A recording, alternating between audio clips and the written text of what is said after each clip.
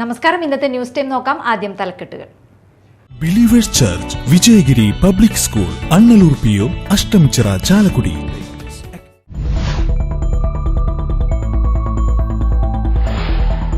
ചാലക്കുടിയിലെ സ്വകാര്യ ആശുപത്രിയിൽ പ്രസവം നിർത്തുന്ന ശസ്ത്രക്രിയക്കിടെ യുവതി മരിച്ചു. ഉഴൂർ പാറപ്പുറം ചക്കിയത്ത് സിജോയുടെ ഭാര്യ നീതുവാണ് മരിച്ചത്.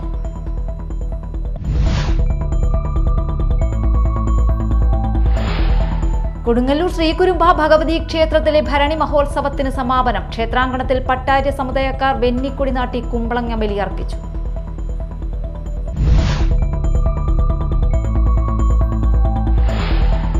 ഗുണ്ടാ നേതാവിനെ വെട്ടിക്കൊന്നു. തുരുത്തിശ്ശേരി വിനു വിക്രമനെയാണ് വെട്ടിക്കൊന്നത്. ഇന്ന് പുലർച്ചെ കുറുമശ്ശേരി ജംഗ്ഷന് സമീപമാണ് കൊലപാതകം നടന്നത്.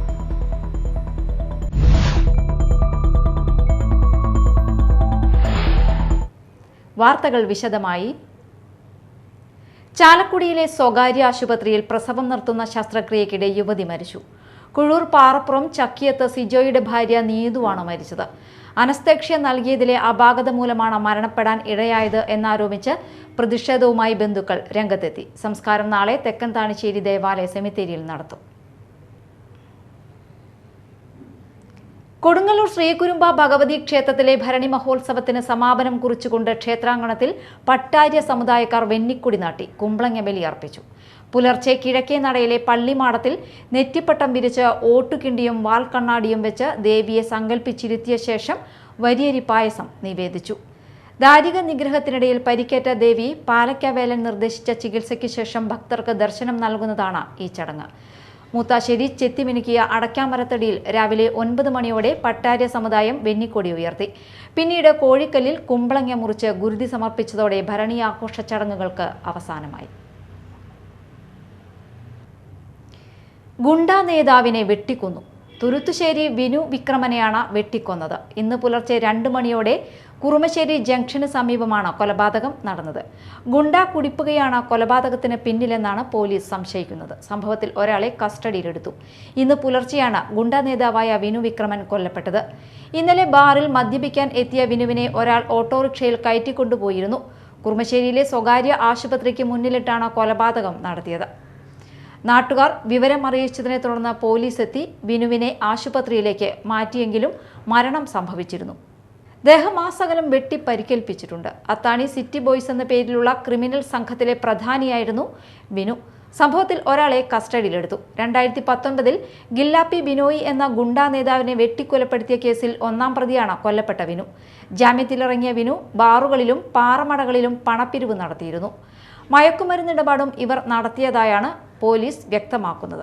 കഴിഞ്ഞ ദിവസം വിനു ചില ആളുകളുമായി തർക്കത്തിൽ ഏർപ്പെട്ടിരുന്നു. ഇവരെ കേന്ദ്രീകരിച്ചും അന്വേഷണം നടക്കുകയാണ്. വിനുവിനെ ഓട്ടോയിൽ കയറ്റിക്കൊണ്ടുപോയ ആളെ പോലീസ് കസ്റ്റഡിയിലെടുത്ത് ചോദ്യം ചെയ്യുകയാണ്. 1 മാസക്കാലം നീണ്ടുനിന്ന വ്രതാനുഷ്ഠാനത്തിൽ നിന്നും ത്യാഗത്തിന്റെയും ആത്മനിർവൃതിയുടെയും സന്ദേശം ഉൾക്കൊണ്ട് ലോകമെമ്പാടുമുള്ള ഇസ്ലാം മതവിശ്വാസികൾ ഇന്ന് ചെറിയ പെരുന്നാൾ ആഘോഷിച്ചു. മാള ജുമാ മസ്ജിദിൽ നടന്ന പെരുന്നാൾ നിസ്കാരത്തിന് മഹല്ല് ഖത്തീബ് സുബൈർ മനാനി നേതൃത്വം നൽകി.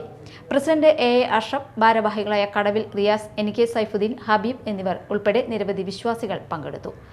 മാമ്പ്ര മുഹീദ്ദീൻ ജുമാ മസ്ജിദിൽ നടന്ന പെരുന്നാൾ നിസ്കാരത്തിന് മഹല്ല് ചീഫ് ഇമാം സുനീർ മിസ്ബാഹി മണ്ണാർക്കാട് നേതൃത്വം നൽകി. വ്രതം പകർന്നു നൽകിയ ആത്മവിശുദ്ധി ജീവിതത്തിൽ ഉടനീളം പകർത്തുക എന്നതാവണം വിശ്വാസിയുടെ ലക്ഷ്യമെന്ന് അദ്ദേഹം ഓർമ്മപ്പെടുത്തി. മാനവ മൈത്രിയും അനീതിയോടുള്ള നിലയ്ക്കാത്ത സമരവും വിശ്വാസിയുടെ ബാധ്യതയാണെന്നും അദ്ദേഹം കൂട്ടിച്ചേർത്തു. പ്രദേശവാസികളും അതിഥി തൊഴിലാളികളും അടക്കം ആയിരക്കണക്കിന് പേർ നിസ്കാരത്തിൽ പങ്കെടുത്തു. ദേശീയപാത തലോർ ബൈപ്പാസിൽ പശുവിന്റെ ജഡം തള്ളി. കൂറ്റൻ പശുവിന്റെ ജഡം അഴുകി തുടങ്ങിയതോടെ ദേശീയപാതയിലും സമീപ പ്രദേശങ്ങളിലും രൂക്ഷമായ ദുർഗന്ധമാണ്. ജെറുസലേം ധ്യാന കേന്ദ്രത്തിനും BRDക്കും സമീപത്തായി മാലിന്യം തള്ളുന്ന ഭാഗത്താണ് പശുവിന്റെ ജഡം കണ്ടത്. ചൊവ്വാഴ്ച രാവിലെ ഇതിലെ വന്ന വഴിയാത്രക്കാരാണ് സംഭവം അറിഞ്ഞത്. പാലക്കാട്ടേക്ക് കന്നുകാലികളെ കയറ്റി വന്ന ലോറിക്കാർ ചത്ത പശുവിനെ ഉപേക്ഷിച്ചതാകാമെന്ന് കരുതുന്നു. ഇവിടെ മുമ്പും ഇത്തരത്തിൽ ചത്ത കന്നുകാലികളെ തള്ളിയ സംഭവങ്ങൾ ഉണ്ടായിട്ടുണ്ട്. ദേശീയപാതയിൽ നെന്മണിക്കര, പുത്തൂർ, തൃക്കൂർ പഞ്ചായത്തുകളിലും തൃശൂർ കോർപ്പറേഷനിലും ഉൾപ്പെട്ട ഭാഗങ്ങളുണ്ട്. ഇതുമൂലം തദ്ദേശ ഭരണ സ്ഥാപനങ്ങൾക്കും വേണ്ടവിധം ശ്രദ്ധിക്കാൻ കഴിയുന്നില്ല. പുത്തൂർ പഞ്ചായത്ത് ആരോഗ്യവകുപ്പ് അധികൃതർ സ്ഥലത്തെത്തി.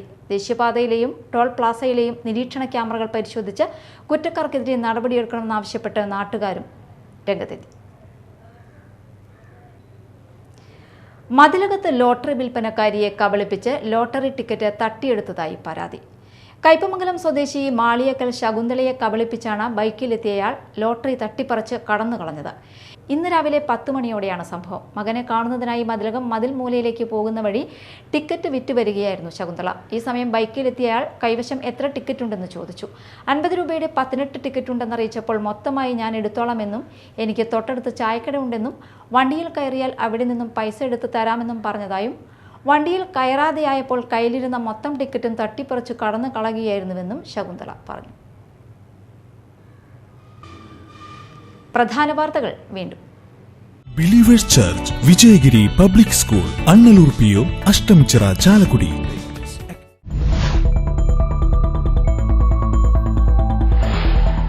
ചാലക്കുടിയിലെ സ്വകാര്യ ആശുപത്രിയിൽ പ്രസവം നിർത്തുന്ന ശസ്ത്രക്രിയക്കിടെ യുവതി മരിച്ചു. കൂഴൂർ പാറപ്പുറം ചക്കിയത്ത് സിജോയുടെ ഭാര്യ നീന്തുവാണ് മരിച്ചത്.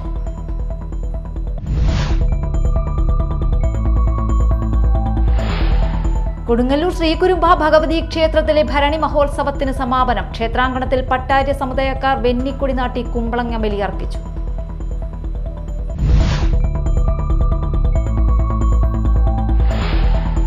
ഗുണ്ടാ നേതാവിനെ വെട്ടിക്കൊന്നു. തുരുത്തുശ്ശേരി വിനു വിക്രമനെയാണ് വെട്ടിക്കൊന്നത്. ഇന്ന് പുലർച്ചെ കുറുമശ്ശേരി ജംഗ്ഷന് സമീപമാണ് കൊലപാതകം നടന്നത്.